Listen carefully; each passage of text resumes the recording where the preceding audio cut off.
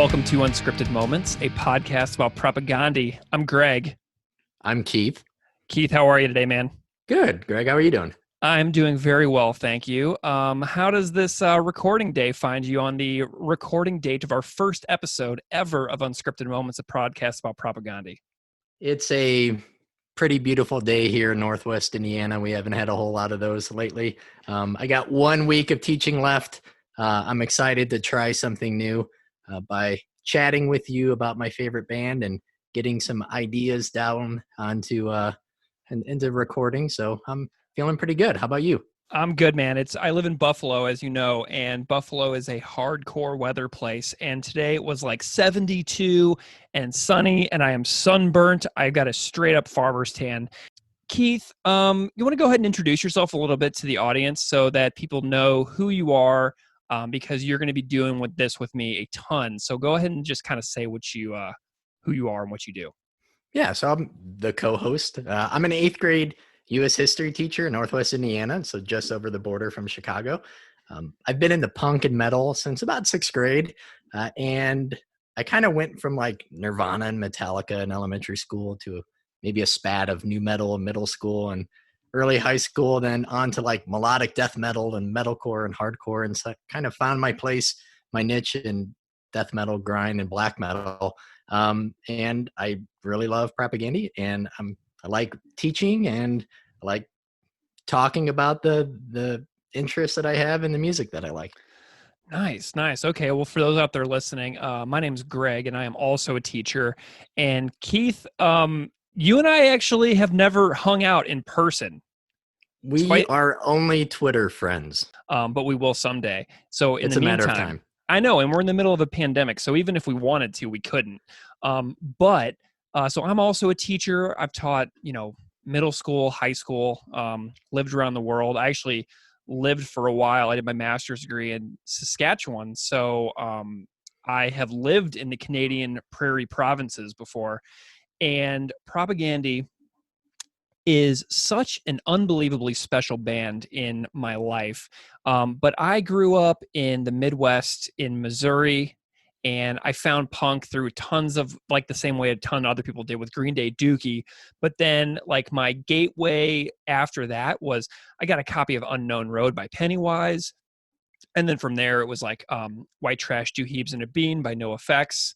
And then eventually, spread throughout the punk world, all the typical bands like Bad Religion, No Use for a Name, everything that comes along with that genre and those scenes. And I've just been a music fan forever, and I like a little bit of metal as well. But Keith, I think that our tastes diverge just a tad, which I think is going to be cool as well, because you are into some seriously challenging and amazing music. But a lot of people might say that the music that you or I listen to is unlistenable in some ways. It tends to be on the more abrasive side. I like a lot of melodic stuff too, but also, either grind bands or anything that's kind of scathing. It's not necessarily the most accessible music. So, Greg, tell me, when did you first hear Propagandhi? So I was in a band in St. Louis, Missouri called the Shorties, and we fancied ourselves like junior Blink-182 Dude Ranch style, where we had all the kind of riffs on the guitar, and just like our strategy for our songs was to have me play drums as fast as I possibly could and have the other guys in the band just go on their guitars the whole time. And so I was in this band called the Shorties, and we were recording this album called Our Favorite Metalhead in this dude's basement. And if you're familiar with St. Louis, there's a giant Amoco sign, and there's an old music venue called the High Point right in the middle of St. Louis. And this guy named Steve lived in this tiny little house, and he had a tiny little recording studio built in his basement. And the reason we found him is because he recorded our favorite St. Louis punk band called The Rabies. And he recorded an EP of theirs, which I absolutely loved. And we looked him up, and he's like, yeah, I'll record like 12 songs for like $500. And we were like, sweet. So we go to his house, and we're recording these songs, and we're going to Del Taco every day. And on Steve's coffee table one day when we were leaving, there was a CD copy of How to Clean Everything by Propagandhi. And my memory is fuzzy. And Steve and I have communicated via email about this recently because I cannot for the life of me remember if I stole it from him, from his coffee table, or if I asked him and he allowed me to borrow it and then I just never brought it back. I can't remember. Steve, in an email to me recently, like we were just emailing about this a week ago, right? Like this is like 22 years ago. And he's like, I don't know if I ever had a copy of that album. And I was like, well, you did. Maybe you borrowed it from somebody else, but I have it now. And I don't remember if you told me I could take it or if I just took it. So I've tried to get my karma reduced in that regard by asking Steve if he would like for me to buy him a new copy of an album of his choice, and he hasn't gotten back to me yet. So Steve, if you're listening, tell me what album you want, and I'll have it sent to you. But that was my intro to Propagandhi, as I took home How to Clean Everything, and the first notes of Anti-Manifesto came on. And it was a challenging, intellectually provoking album for an eighth grader to listen to. And they just grabbed me then and there. But I never got Less Talk, More Rock after I got How to Clean Everything. A few years later is when Today's Empires, Tomorrow's Ashes came out. And that was my second Propagandhi record. And then I went back and got Less Talk, More Rock. So I went out of order, but that's how I found him. I probably stole my first Propagandhi CD. What about you, man? Fitting. Yeah, that seems fitting in a way. Eighth grader, eighth grade, you just, you see something and it's like squirrel. So I kind of had that sort of reaction with my first Propagandhi CD. So I was a lot later, and my story is, I guess, kind of different. But I remember actually the first song I would have heard, and the day that it was. I posted a lot on the Shai Halud message board in forum back in the early 2000s days of message boards. And a lot of the people who posted there talked about them nonstop. And members of the band Shai Halud talked about them. And everyone kind of just kept bringing them up. And I was not familiar. I didn't have a compilation from like the late 90s or an older brother to pass down a CD. So I wasn't familiar with them. And I remember going, so my freshman year in college, going to Best Buy, of all places, to buy Today's Empires. And I sat in my dorm and I listened to it on repeat that day I got it while playing Monopoly. So all of those things being very somewhat contradictory in terms of their lyrics and their ideas. But as a college freshman who didn't really know much about them just yet, it was my introduction, and I was kind of really struck by the powerful vocals, like the use of melody, how different it sounded compared to, I was expecting maybe what they sounded like much earlier. And there seemed to be like this frantic urgency in both the music, the vocals, and the lyrics that kind of really connected with me then. Interesting. So you didn't hear Propagandhi. Was that 2002, the fall of 2002, when you were a college freshman? It was technically my sophomore year, but my first year at IU. So I did a year here in Northwest Indiana. So I was a sophomore, my first year at IU, but it was 2003. Yeah. Okay, cool. So Empires have been out for like 2 years at that point. Yeah. Okay.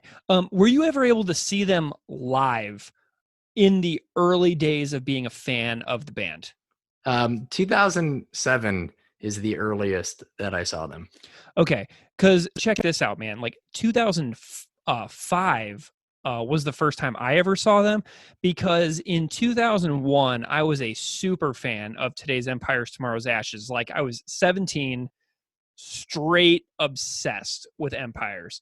And they were booked on a tour in support of that record. And it was in September, I think it was September 13th or 14th of 2001 that they were booked to play the Creepy Crawl in St. Louis, Missouri. And my friend Jevin, his band Form Follows Failure, was supposed to open up for Propagandhi on this show. And Jevin went on to play in the Nitro Records band Much the Same, who have, fantastic records out. But they were supposed to play in St. Louis in mid-September of 2001, and then 9/11 happened, and Propagandhi got in their van and they booked it for the border. And I didn't see them again. I wasn't able to see them until 2005 on the tour for Potemkin City Limits. And by the time I saw them, they had added a second guitar player, David Gies, the Beeve.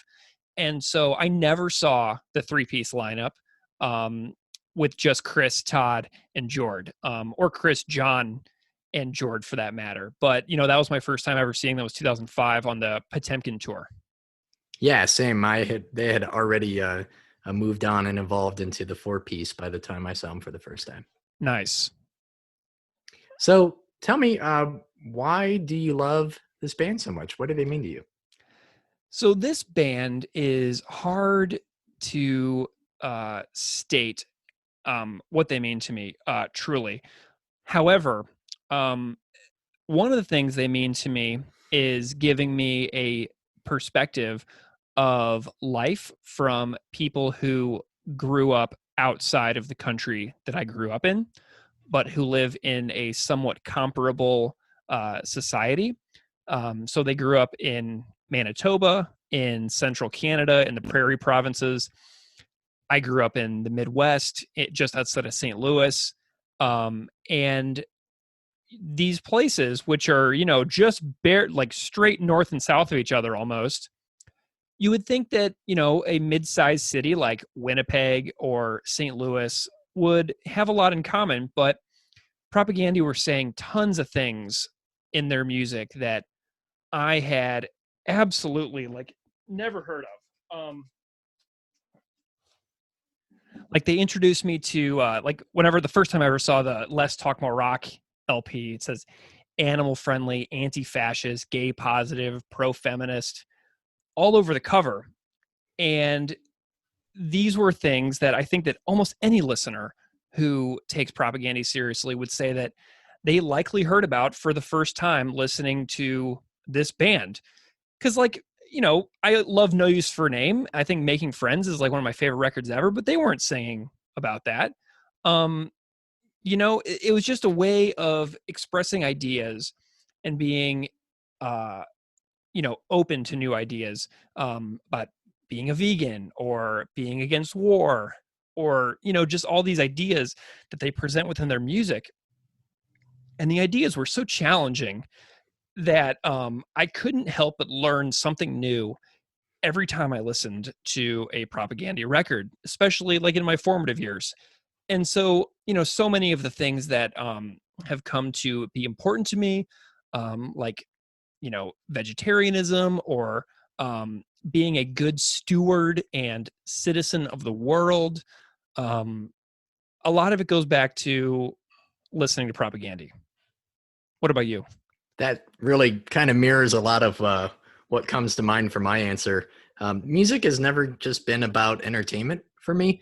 And I think listening to a lot of punk and underground music and extreme metal, people often equate that with nihilism and apathy. Yeah. And I discovered them when I was learning a lot about myself and about the world, studying to be a teacher, being away from home, carving out my own involvement and identity in a new community. So their ideas reflected what I felt then and also what I feel now.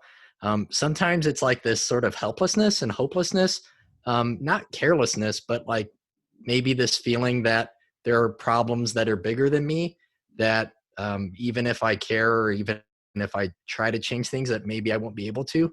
But it's still important to be informed and involved and to be active. And I love that the lyrics are witty, sometimes funny. They're emotional and dark and provocative. And I don't always understand hearing something, for the first time or for the 50th time, or even agree with everything that I hear. But I like being agitated in that way. Listening to them kind of forces me to think about issues consistently. It's never just a song, it's this, a certain Propagandhi song with this important topic to keep in mind as well. So then musically, I mean, it's complex, it's melodic, it's thrashy, it's motivating and kind of inspiring, and they have a knack for crafting musical passages that reflect the lyrical content and the purpose of the song as well.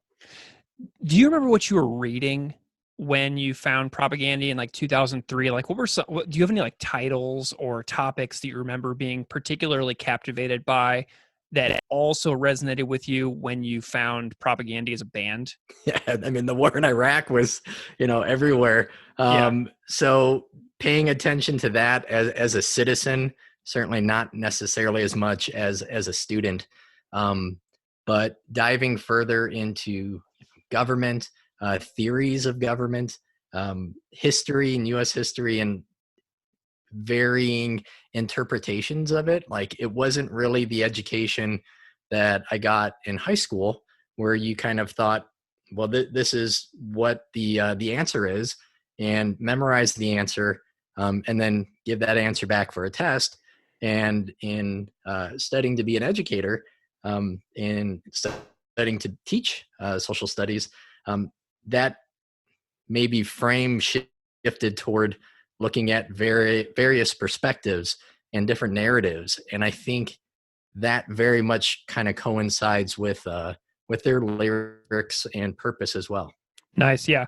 Like, and I'm just like sitting here looking at my shelf of books next to me, and reading a Propagandhi record through the lyrics is like reading literature to me.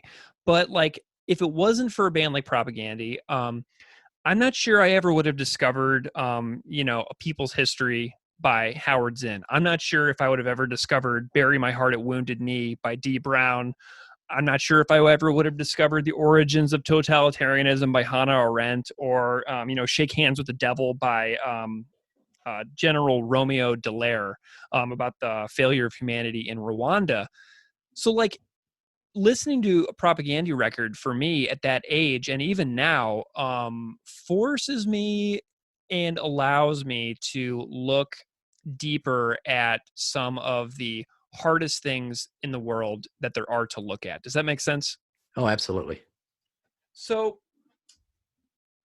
let's kind of talk a little bit about the band and the nuts and bolts of the band. So we've kind of talked about who we are. We've talked about when we first heard Propagandhi. We talked about why we love the band. So Propagandhi, the band, I was doing a little bit of research, and I found out that the band has 7 full-length LPs released between 1993 and 2017. On those 7 LPs, there are, I think I counted correctly, I think I counted 88 songs in total. Um, there is a 20th anniversary reissue of the album How to Clean Everything, which is the first Propagandhi record. On that edition, there are 4 bonus tracks, I think, on the LP version.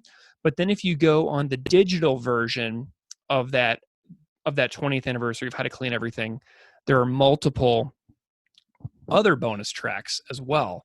So there's 19 total songs on the 20th anniversary reissue digital edition. So we've got that. There's also the 13 demo editions on Bandcamp of the supporting cast record from 2009. You can basically buy the record an entire second time on Bandcamp.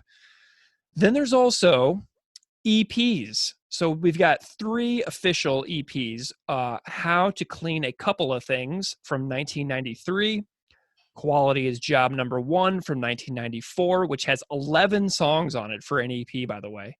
And then there's also an EP from 2010 called Recovered, which Chris Hanna released on Bandcamp. So the LPs, How to Clean Everything, Less Talk More Rock, Today's Empires, Tomorrow's Ashes, Potemkin City Limits, Supporting Cast, Failed States, and Victory Lap make up the 7 Propagandhi full-length records. We also have splits. One is called I'd Rather Be Flag Burning, which is split with I Spy, 6 from 1995. There was an FYP split that I used to have on vinyl, but I sold because I'm a moron. a split called Systematic Destruction from 1995, which I've never heard. And then there's also the split with the Canadian thrash metal legends Sacrifice, which came out in 2010. Woo! There's a lot here, buddy. We've got a live record, a live DVD called Live from Occupied Territory, which came out in 2007, and I still have my original DVD. Hooray for that. Nice. We will definitely talk about that. And then there's apparently another live thing subtly titled Yep from 1995, which I've never heard. Me neither. There's also 3 demos, a 1990 demo, a 91 demo, and a 92 demo. And then there's also the compilation Quantity is Job Number 1 from 1998 with 30 songs. So, dude, what our plan is here is that we're going to talk about all these songs. And I don't know if we'll be able to find all of them. Have you done any digging to see if we can find any of these demos or anything? Those I am not really familiar with, but I'm sure some sleuthing on the interwebs I will be able to pull up. But I am definitely mostly just familiar with the full-length studio albums, not so much those deeper cuts, the EPs and compilations. Have you heard the Recovered EP from 2010? That I have, yeah. Okay, great. Have you heard the Free John Hinckley track? Have you heard that one? Also, yeah. And then there's the Rebel Spell, a great band from Vancouver, whose singer Todd tragically passed away in a rock climbing accident a few years ago. And Propagandhi recorded a cover of the song I Am a Rifle, which is so rad, beyond rad. And Rebel Spell, their records are so good. And I even saw Rebel Spell open up for Propagandhi at Louis' Pub in Saskatoon, Saskatchewan. And I got to see Propagandhi's sound check because I interviewed Chris Hanna before the show. And I recorded him with GarageBand running on my white MacBook. And I held my computer in front of Chris Hanna's face.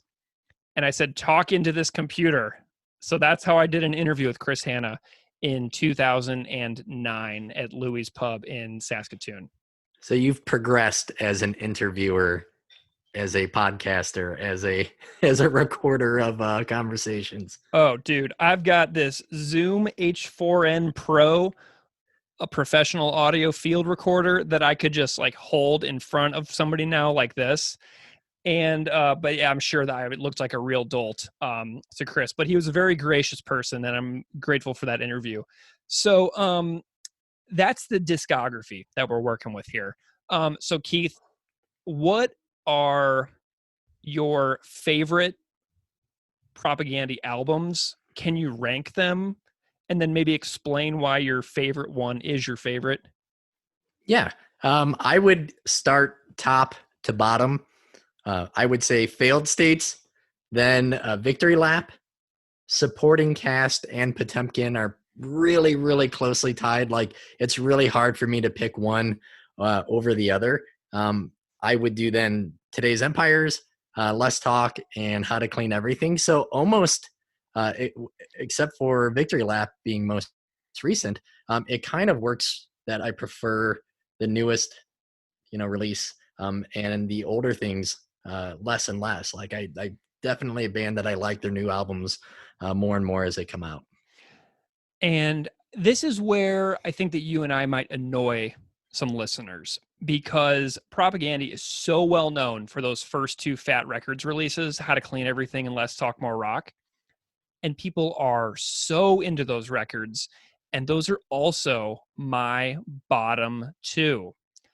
And when I was reaching out to possible guests and stuff that we can have on this show later to talk about favorite songs, people were like telling me all their favorite songs off of Less Talk More Rock. And I'm like, no. I mean, the whole catalog. And they're like, yeah, it's Nation States or it's PC Fascist or whatever. I mean, but all these songs or State Lottery and like all these songs were coming from Less Talk More Rock. And I'm like, oh man, everybody is going to be frustrated that you and I, those are our bottom 2.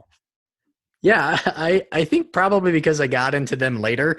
It was already 2003, and three full length albums already came out.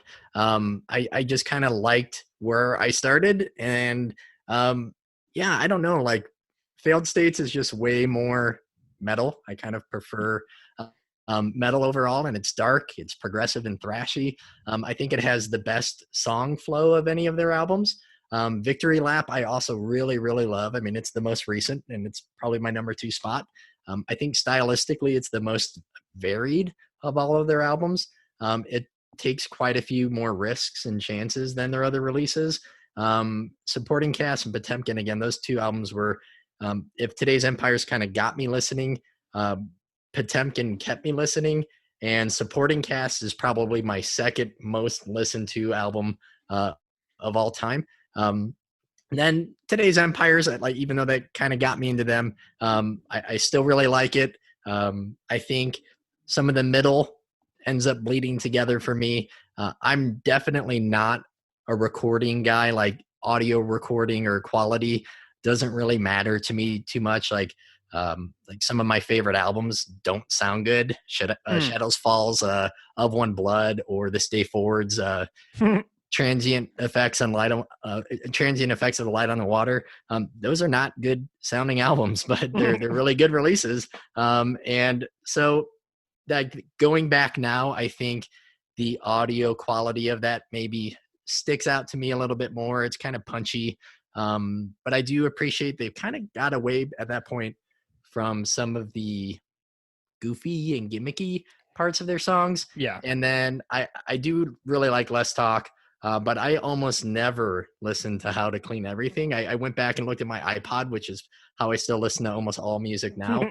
And I have not played any song from that in, I think, at least 6 or 7 years. So having those guests on who want to talk about some of those earlier albums, I think will be a good balance since you and I both prefer their later work. Well, I'm going to go with my order here. So my favorite Propagandhi record, hands down, no competition whatsoever, is Supporting Cast. It is a record that came out when I was living in London, in the UK as a teacher, and I ordered it and it came in the mail, and I could not believe how unbelievable it was. Night Letters, Supporting Cast, Coach's Corner, This Is Your Life. Oh my God, I love that song. But also the song Without Love is the probably one of the best things I've ever heard in my life.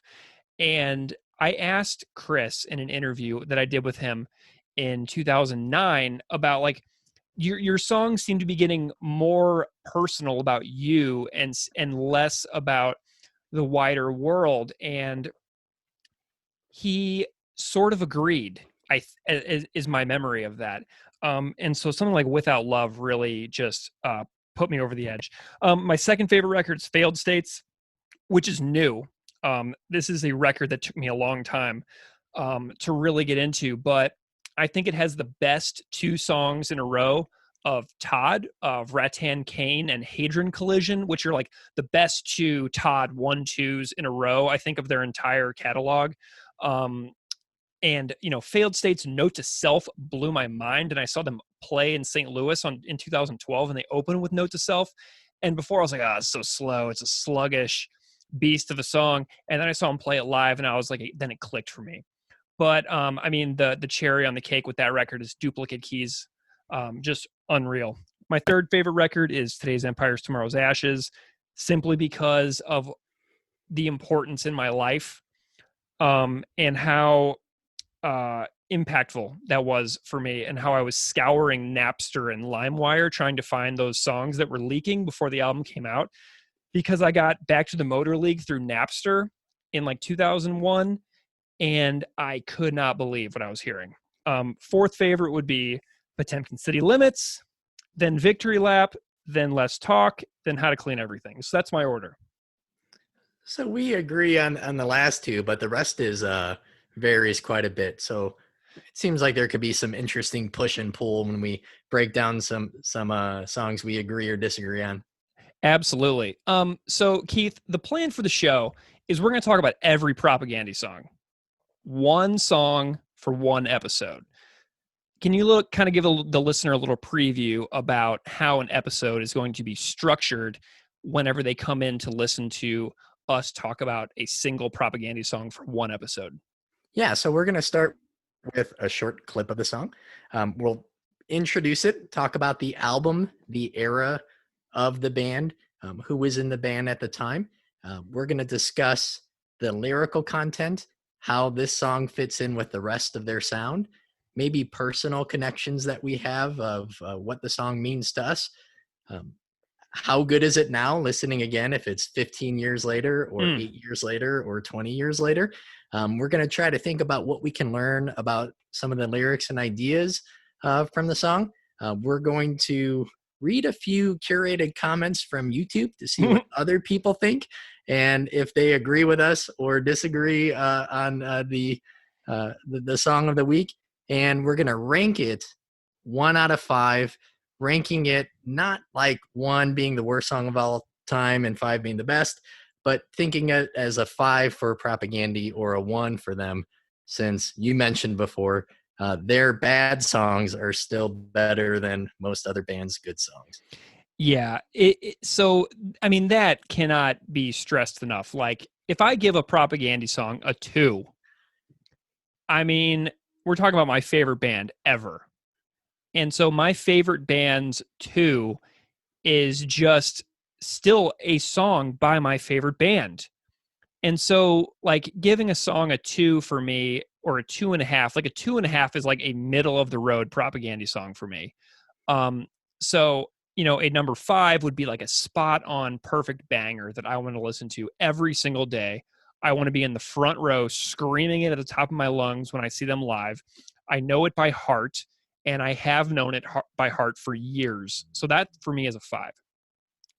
A 4 is that we like it, but sometimes I'm like, I know half the words to the song, or I'm like, oh, I can't remember the name, so we have to go check it out. But I think that that's really cool. So we're going to rank things 1, 2, 3, 4, 5. Keith, and you mentioned eras of the band. I think that's worth mentioning really quick. To me, and let me know if you disagree with my assessment here, but to me, there are 4 distinct eras of Propagandhi. So era number 1 is the original. Obviously, we can't go all the way back to 86, 87, 88 when Chris and Jord were doing what they were doing. But I consider era 1 as being John Samson, Chris Hanna, George Samoleski, the classic trio who made How to Clean Everything and Less Talk More Rock, era 1. So era 1 essentially ends in 97 or 96. Then era 2 is the era of the second trio form, which is Todd Kowalski from I Spy, who was added to bass to replace John, Chris Hanna, guitar and vocals, George Samoleski, and this trio made the records Today's Empires, Tomorrow's Ashes, and Potemkin City Limits. So that's era 2. Era 3 for me is whenever they added their second guitar player, David Gies, the Beeve, and this lineup made 2 records. They made Supporting Cast and Failed States. And then era 4 is whenever they added Sulin Hago on second guitar to replace the Beeve, who I believe left to become a teacher, actually. So we should get him on the show and talk about pedagogy. Right. And so the 4th, we'll share lesson plans. Dude, I know. And I bet we could really, I bet he's got some good stuff. I'm looking forward to shooting him a cold email. So hi, Beeve. Hope you're listening. 4th era, Sulin Hago, victory lap to the present. So what do you think about my eras? I think that makes a lot of sense. And you're going to hear a lot of stylistic changes over those eras. And I think this is also going to afford us an opportunity to go back to those earlier times that maybe we're less familiar with, or we don't always revisit, and try to revisit with a more critical ear or a more open mind, but also doing that with the things that we already listen to a lot. Totally. And like whenever we listen to a song, like I'm going to spend a week with every song we talk about, and I'm going to go in and I'm going to research, and I'm going to see if there's any cultural allusions or literary allusions about things that I should look up. I'm going to see if they mention any other songs or any events in history or any current events. And I'm going to go and I'm going to like find out some little tidbits about those things. So I want to make connections by doing a deep dive in a single song and seeing what there is, like where my investigation takes me. Absolutely. So I think that's going to be great. I think that's what I think we're both going to do that. And sometimes I may go down a rabbit hole that you don't find, or maybe you find a rabbit hole that I don't find, and then you can blow my mind in real time. Yeah, I'm not a musician. I like to play guitar for fun, but I was never in a band outside of like a more or less Weezer cover band that played the singer's sister's sixth grade birthday party. So I'm not a proficient musician. I will not be breaking things down in terms of theory or song structure. Maybe musically as a fan, but I want to look more into the ideas, the impact of the song versus the actual composition. Yep. And you know what, Keith? We're working on something special where we bring on guests, maybe not every episode, but as often as we can. So if anybody's listening who loves Propagandhi, who does know a ton about music and structure, composition, hit us up. We'll have a Twitter. It's at Propagandhi Pod. And so you can find the Unscripted Moments podcast at Propagandhi Pod on Twitter.